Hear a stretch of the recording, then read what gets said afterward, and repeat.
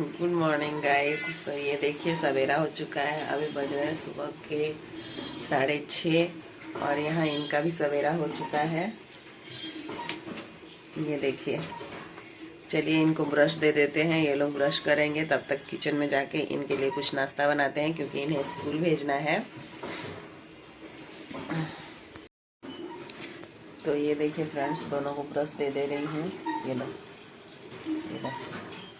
दोनों ब्रश कर लेंगे, तब तक चलिए हम किचन में कुछ नाश्ता बनाते हैं। तो फ्रेंड्स, बच्चों को ब्रश व्रश देने के बाद मैं यहाँ आ गई हूँ किचन में और मैं यहाँ पे दाल बिठा रही हूँ।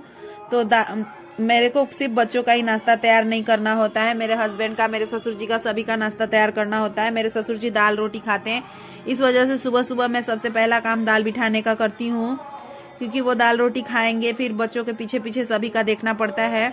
तो यहाँ पे मैंने दाल बिठा दिया है और उसी में आलू डाल दूंगी, तो आलू और दाल साथ में बॉईल हो जाएंगे। तो यहाँ पे मैं आलूओं को धो लेती हूँ, क्योंकि हमारे यहाँ के आलूओं में मिट्टी ज़्यादा लगी होती है, तो धोना बहुत ज़रूरी है।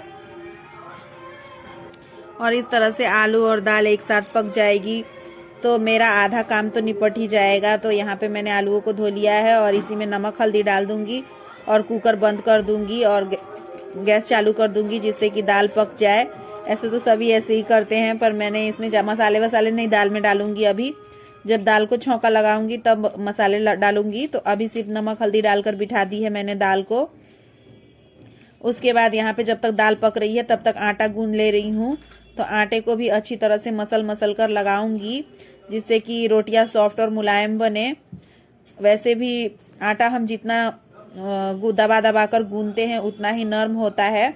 तो मैंने आटा भी यहाँ पे लगा लिया है। और सुबह सुबह जब बच्चों को स्कूल भेजना होता है या उनका टिफिन वगैरह रेडी करना होता है, तो हमारा काम एकदम निंजा हथौड़ी की तरह हो जाता है, सुपर फास्ट।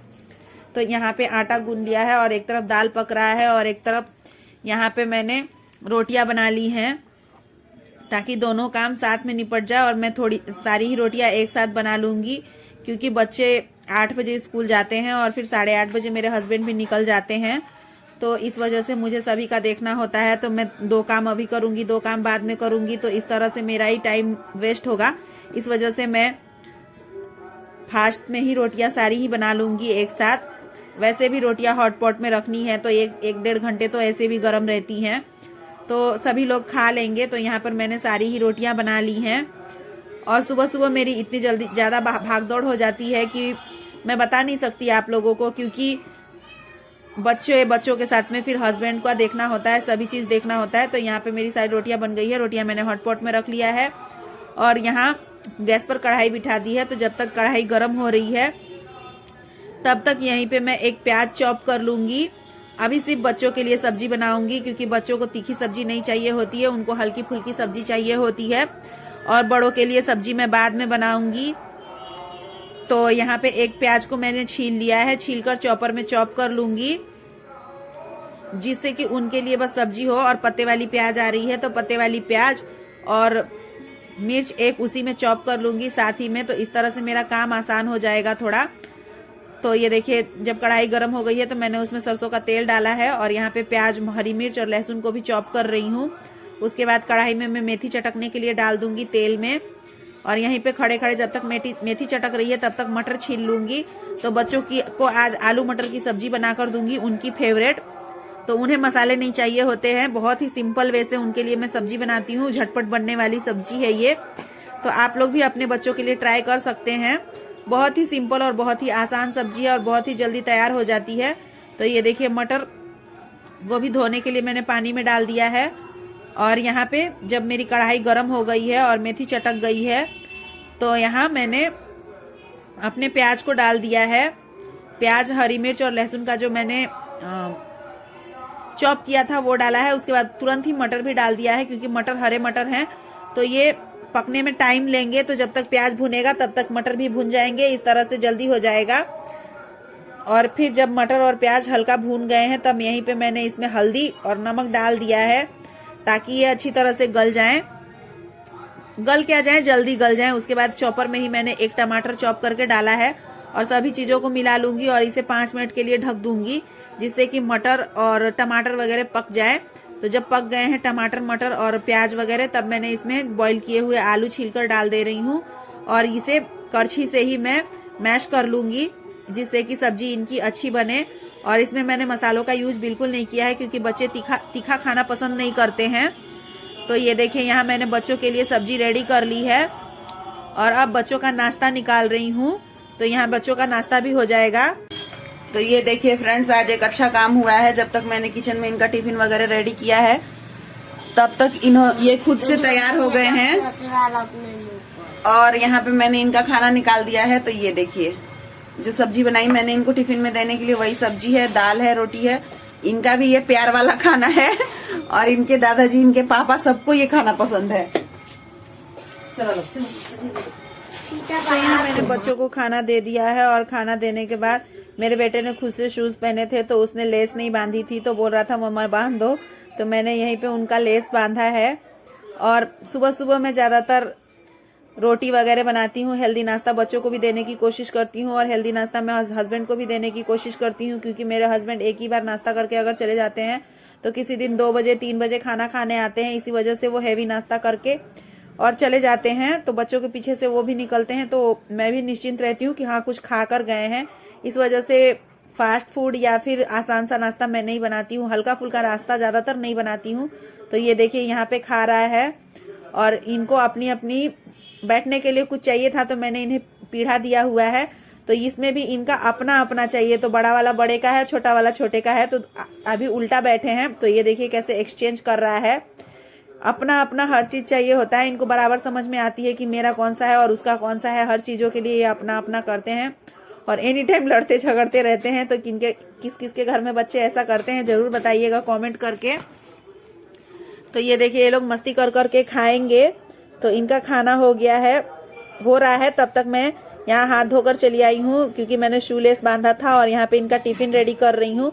तो मैंने जो सब्जी इनके लिए बनाई थी वो सब्जी डाल दी है इन दोनों के टिफिन में। और इनका टिफिन भी सिंपल ही है क्योंकि